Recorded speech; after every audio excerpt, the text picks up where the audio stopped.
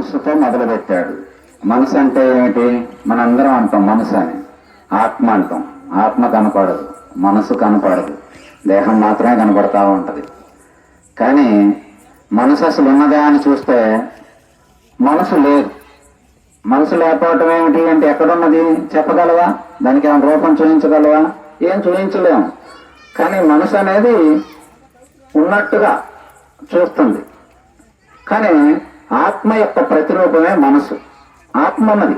ఆత్మ లేకపోతే ఈ దేహం నడవదు. ఇప్పుడు కరెంట్ లేకపోతే బల్బులు ఎలగినట్టుగా మనలో ఉన్నటువంటి ఆత్మ చైతన్యం, దైవ చైతన్యం లేకపోతే మనకు అసలు ఈ జీవి జననము, పెరుగుతాం, పుట్టటాలు, నశించటాలు ఇవేమి ఉండవు.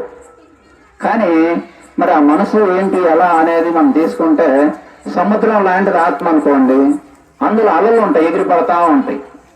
అదే మనసు. అంటే ఈ ఆత్మలో నుంచి ఆ మనసు అనేది ఊరికి ఎగిరి పడతా ఉంది. రకరకాల భావాలతో అది ప్రకంపనలు చేసి ఈ దేహాలన్నింటిని వాడుకుంటా ఉంటది ఆ మనసు. మనలో ఉన్నటువంటి అనేక రకమైనటువంటి ఆలోచనల యొక్క సముదాయమే మనసు. ఆ మనసు గురించి మనకు తెలియాలంటే అది మాటల్లో తెలిసేది కాదు. అది ఎక్కువ సార్లు గురుమౌత దాని గురించి తెలుసుకోవాలి. రెండవది ధ్యాన ప్రక్రియలో తెలిసింది. ఇప్పుడు అవన్నీ మనం అక్కడ దాకా మనం పోలేం.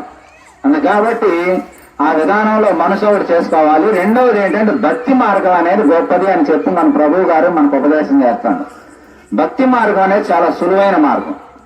మనకు భగవద్గీత మూడు భాగాలుగా విభజించారు. కర్మయోగం, భక్తి యోగం, జ్ఞాన యోగం.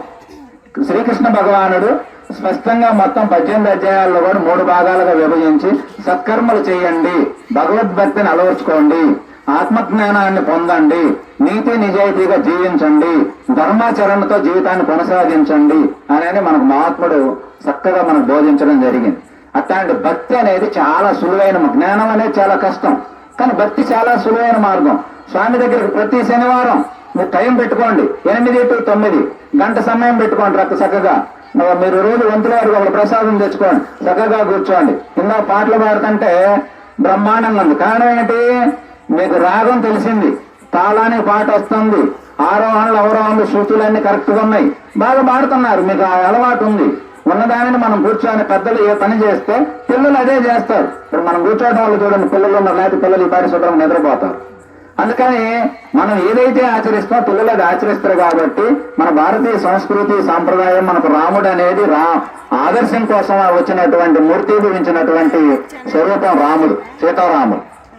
అట్లాంటి రాముడు మనకి ఉన్నాడు కాబట్టి మనం భజన పెట్టుకోవటం వల్ల మనసు శుద్ధి అయింది.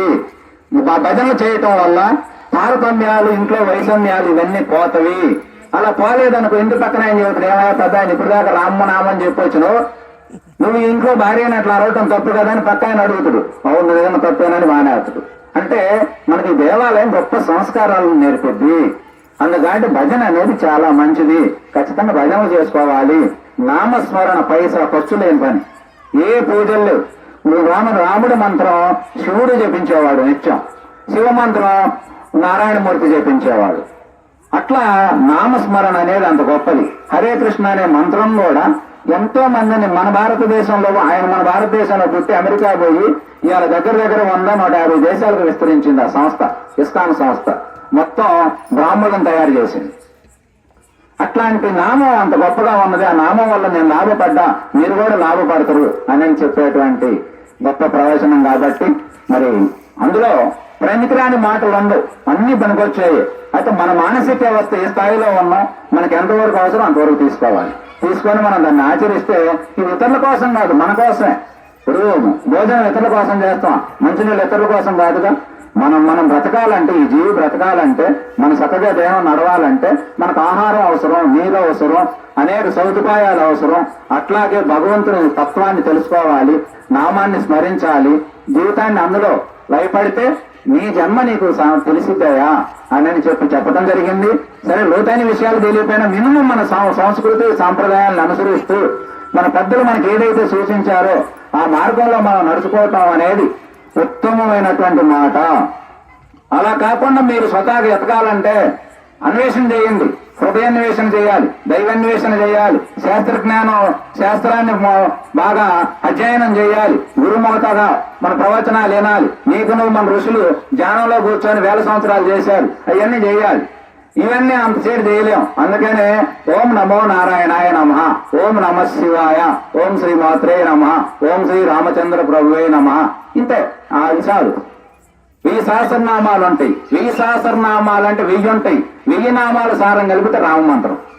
ఒక్క రామంత్రం మన అందరికి ఈజీగా అని చెప్పి ఆ సారాంశం ఉన్నది. కాబట్టి మరి ఇప్పుడు మన నాసరయ్య గురువు గారు, ఆయన తుమ్మల చేరు పెద్ద గ్రామం. మీ అందరూ కర్రాలపాడు తుమ్మల చేరు రెండు కూడా జంట నగరాలు లాంటి పెద్ద గ్రామాలు. అక్కడ పూర్వం ఎవరో ఔత్పన్నారెడ్డి గురువు గారు అని చెప్పి ఒక ఆయన వచ్చి అక్కడ ఇట్లాంటి ఆధ్యాత్మిక ప్రసంగాలు చేస్తా ఉంటే ఆయనకు ఆకర్షితులయ్యి 4 ఎకరాల ఆ రోజుల్లో భూమి ఇచ్చి ఒక ఆశ్రమం పెట్టారు. ఇప్పుడు ఆ ఆశ్రమంని ఈయన నిర్వర్తిస్తూ ప్రతి నెలలో ఒక రోజు 2వ తారీఖున సత్సంగ కార్యక్రమాలు అవన్నీ నిర్వర్తిస్తా ఉన్నారు అన్న. కాబట్టి మరి ఆయన కూడా ఇప్పుడు ఆయన అమూల్యమైన సందేశాన్ని ఒక 10-15 నిమిషాలు చెప్పాల్సిందిగా కోరుతున్నాం.